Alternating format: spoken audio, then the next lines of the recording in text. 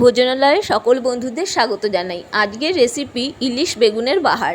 প্রথমে আমি সাদা সর্ষে, কালো সর্ষে আর কাঁচা লঙ্কা আর একটু নুন দিয়ে বেটে রেখে দেবো। তারপর মাছগুলোকে ভালো করে ধুয়ে নুন, হলুদ আর সর্ষের তেল মাখিয়ে রেখে দিয়েছিলাম। এবারে কড়াইতে সর্ষের তেল গরম করে একটু নুন ছড়িয়ে নিলাম, তাহলে মাছগুলো আর কড়াইয়ের গায়ে লেগে যাবে না। এবারে ইলিশ মাছগুলোকে হালকা ভেজে নেব। ইলিশ মাছ খুব বেশি ভাজার দরকার নেই, বেশি ভাজলে ইলিশ মাছের টেস্ট থাকবে না। এরকম মাছগুলোকে দিয়ে এপিট ওপিট করে হালকা ভেজে নেব।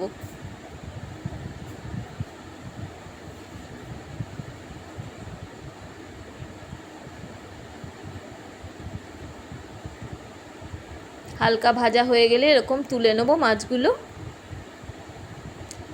আর আমি বেগুনগুলোকে লম্বা লম্বা করে নুন হলুদ মাখিয়ে রেখে দিয়েছিলাম। এবারে ওই ভেজে রাখা তেলের মধ্যে আমি কালো জিরে আর কাঁচা লঙ্কা ফোড়ন দিলাম। ফোড়নের গন্ধ বেরোলে বেগুনগুলোকেও হালকা ভেজে নেব।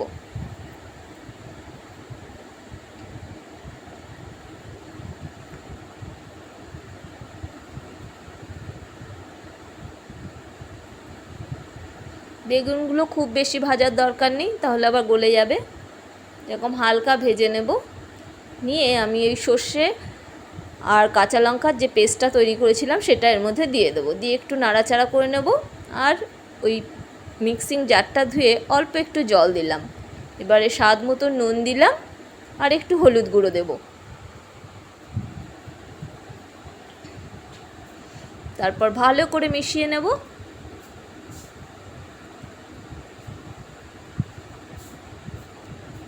এবারে আমি একটু ফুটতে দেব বেগুনটা সেদ্ধ হওয়ার জন্য। আমার ভিডিওটা ভালো লাগলে লাইক, শেয়ার, কমেন্ট করবেন।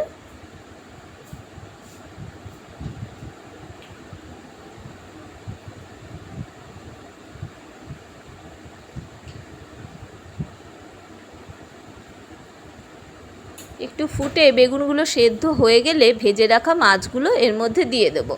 দিয়ে ভালো করে মিশিয়ে নেব। তারপর আরও 2 মিনিট ফুটিয়ে নেব। তারপর আমি গ্যাসটা বন্ধ করে ঢাকা দিয়ে রেখে দেব 5 মিনিটের জন্য। 5 মিনিট পর ঢাকা খুললেই রেডি ইলিশ বেগুনের বাহার। এরকম নতুন নতুন রেসিপি পেতে আমার চ্যানেলটিকে সাবস্ক্রাইব করুন।